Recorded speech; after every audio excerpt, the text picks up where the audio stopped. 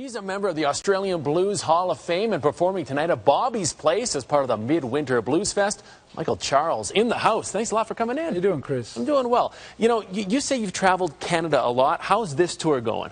This tour's going great so far. I come into Canada so often, like I was telling you off air, that it's second nature now. Yeah. You know, but the weather's good this year. Yeah, a little bit of a break during the winter. Yeah. Originally from Australia, is there a difference in the jazz culture or jazz scene between Australia and Canada? Yes and no. You know, it's just basically, I mean, blues and jazz, it's Americana music, so it's all our influences, whether you're from Canada or whether you're from Australia or whether you're from England or Japan, it really doesn't matter. The influences are coming from the same roots. It's from Americana music, so I guess it really doesn't change too much. So when you talk about influences, you know, listening to the blues as a young lad, who are your influences? Well, you know, I started out I grew up in an era where, you know, the social networks weren't there and all that, so you only could go by what you were fed on the radio.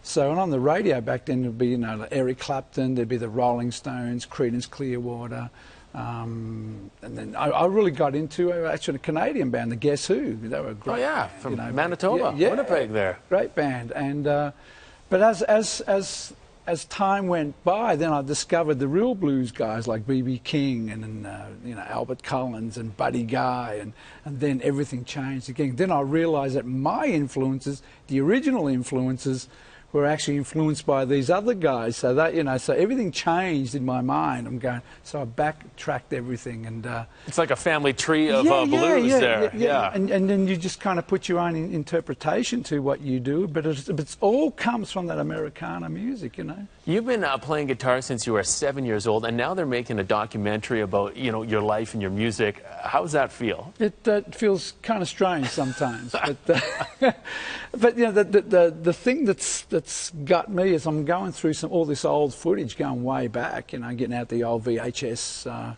tapes. Memories. You know, man, they're big. Right? Yeah.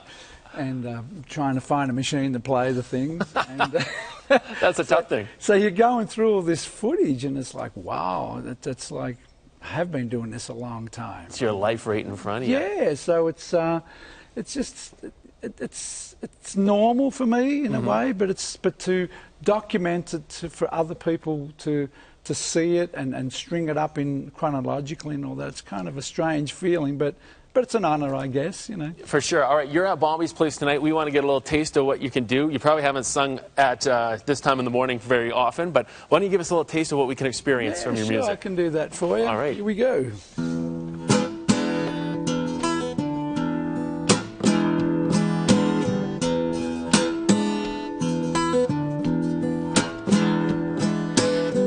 Ain't got no money, ain't got no time, ain't got nobody to drop me a line.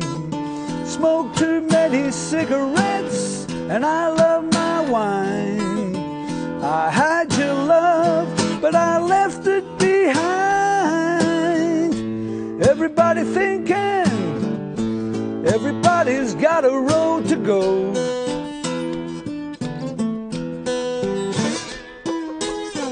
Most times we got it, all you need is to know.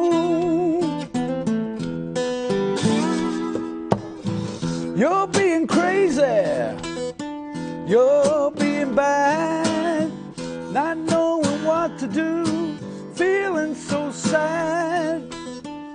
A long time running, I can't run no more. You see I've fallen, I won't fall anymore. Everybody thinking, everybody's got a road to go.